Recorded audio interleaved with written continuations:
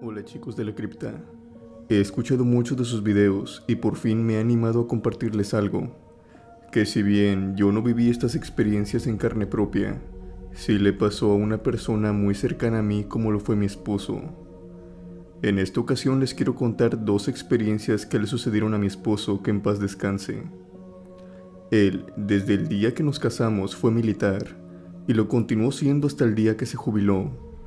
Durante todo ese tiempo le tocó presenciar algunas cosas de las cuales jamás pude encontrar alguna explicación.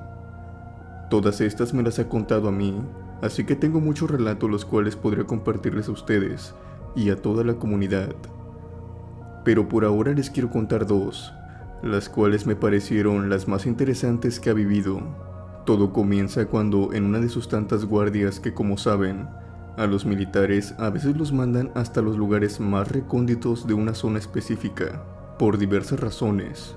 El caso fue que en esa ocasión él no iba solo.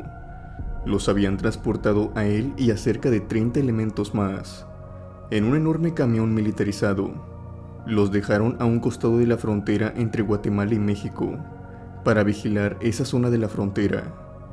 Según yo recuerdo, él me había platicado que en ese tiempo, su deber era el de proteger la frontera de México en esa zona, pero no en plan de regresar migrantes o algo por el estilo, sino que el motivo era el de cuidar y proteger cualquier persona que estuviera cerca, pues días antes se habían descubierto algunos cuerpos en el río que dividían a ambas naciones. Se podría especular que estos fueran de los migrantes que por alguna extraña razón habían tenido un fatídico destino en el río.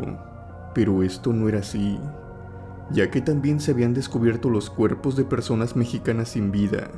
Esto no tenía mucho sentido por varias cosas. Primero, y más que nada, el sitio donde los habían encontrado era uno por el cual los migrantes no pasaban.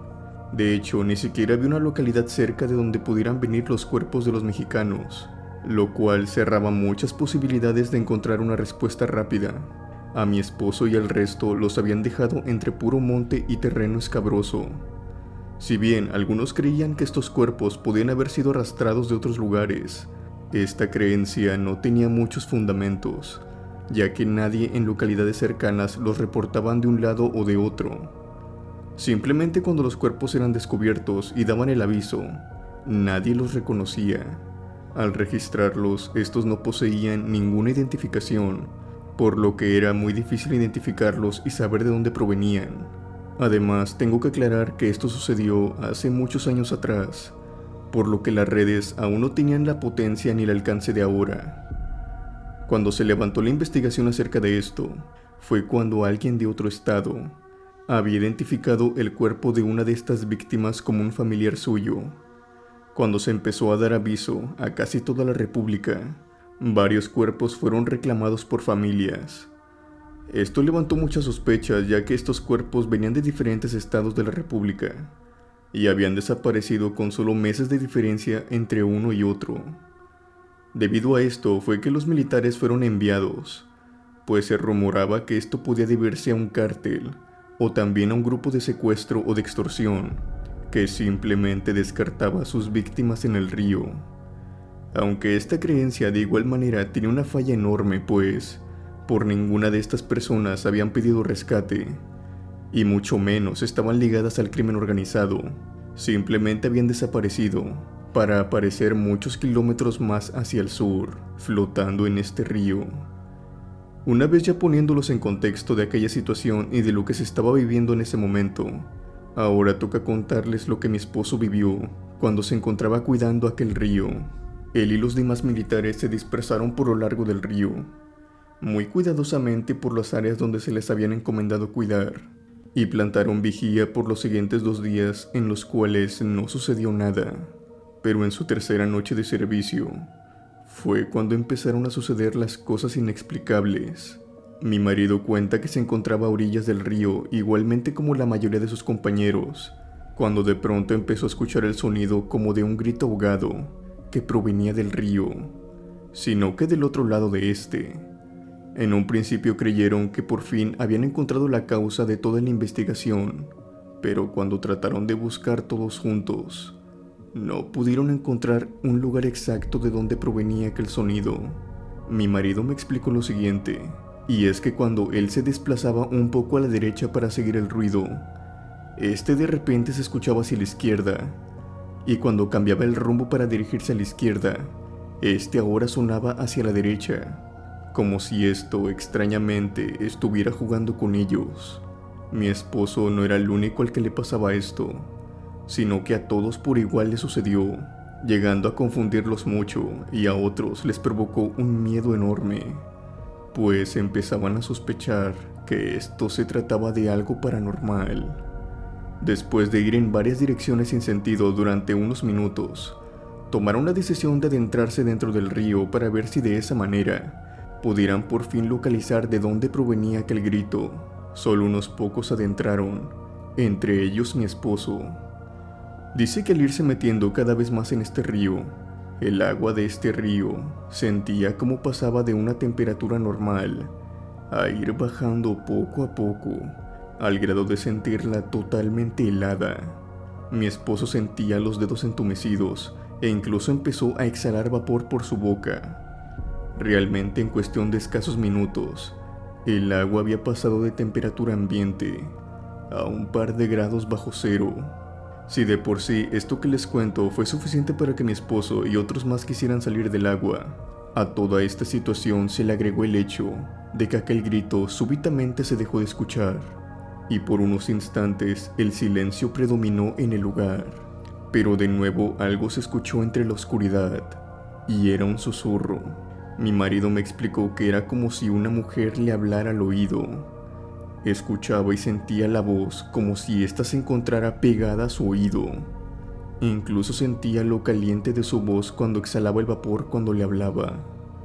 En un principio no lograba entender qué era lo que sucedía, y está de más decir que la primera vez que la escuchó, se dio media vuelta súbitamente, solo para ver que no había nada a su alrededor. Al voltear para ver a sus demás colegas, se dio cuenta con la simple mirada de que ellos estaban pasando por lo mismo. Este susurro no se detenía. Seguía escuchándolo en su oído. Era la voz de una mujer que repetía constantemente algo. Pero mi marido cuenta que en ese momento el terror se apoderó de él, al grado de que no pudo, o más bien no quería, ni escuchar ni prestarle atención a lo que decía aquella mujer. No se necesitó ninguna orden para dejar el río. Casi todos al mismo tiempo subieron a tierra, y lo primero que escuchó mi marido al subir fue a su compañero decirle: «¿La escuchaste, verdad, Felipe? ¿La escuchaste?». Mi marido simplemente asentó con la cabeza. En ese momento él explica que no quería hablar, y que es más, ni siquiera las palabras le salían de la boca, y no era el único en ese estado. Después de hablar un poco, llegaron a la conclusión de que solo aquellos que se habían adentrado en el río habían sido los únicos que habían escuchado aquella voz. Pues otra cosa que no tenía explicación es que los que se quedaron en tierra argumentaban que ellos sí habían seguido escuchando los gritos, aunque en menor medida. Los días siguientes ninguno se atrevió a de nuevo entrar en el río. Pese a que algunos días se escuchaban los gritos y otros no, decidieron mantenerse al margen de aquel incidente, el cual a todas luces se notaba que no tenía una explicación lógica. Algo que se me ha olvidado mencionar de todo esto es que algunos soldados, contrario a mi esposo, sí pudieron escuchar lo que esa voz les susurraba en el oído. Gran parte de ellos llegaron a la conclusión de que decía lo mismo. La voz decía lo siguiente: «Ahógate o lárgate». Los días pasaron hasta que finalmente los movieron del lugar. Para que pasara esto, él dice que se tardó una semana como mínimo. Mi marido dice que los cuerpos pararon de salir, o al menos eso es lo que les dijeron al pasar un tiempo, aunque él siempre tuvo sus dudas al respecto de esto.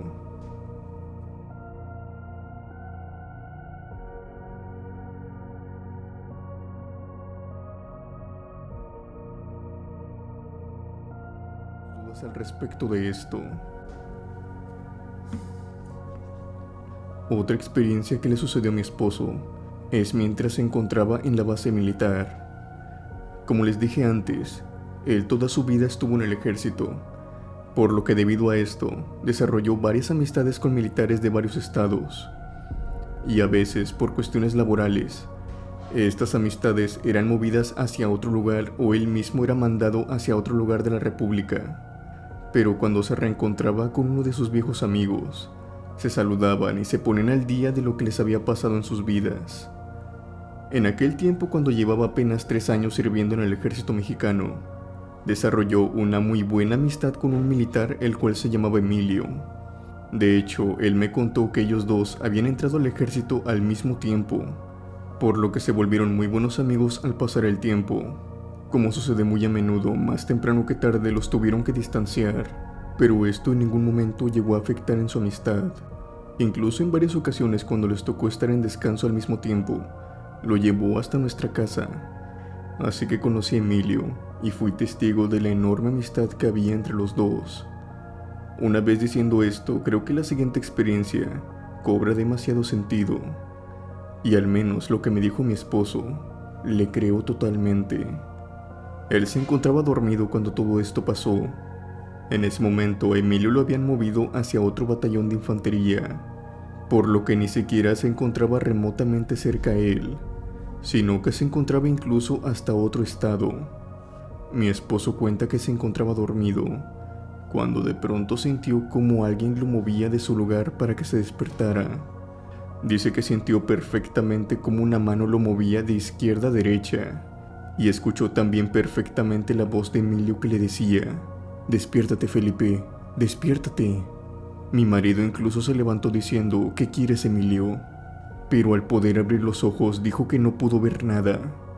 Estaba totalmente confundido, y ustedes saben que cuando uno está dormido, no cae en cuenta de las cosas sino hasta después, o incluso hasta la mañana siguiente.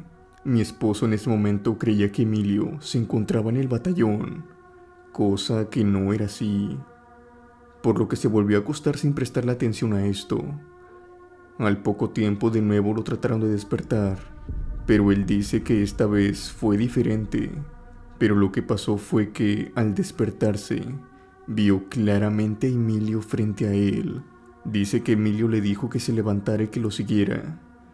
Él dice que en ese momento no había sentido sueño como en la primera vez, por lo que siguió a Emilio hasta su litera, y una vez ahí le dijo unas cosas personales de ellos, que la verdad mi esposo no me quiso revelar.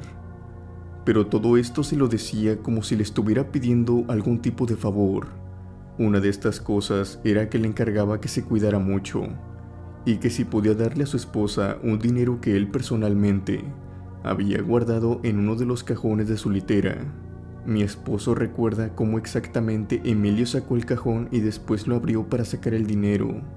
Él se lo dio en la mano, y lo último que recuerda mi esposo es que Emilio le dijo: «Se cuida mucho, mi buen, porque creo que ya no nos vamos a poder ver». En ese momento mi esposo se despertó y se encontraba acostado en su cama.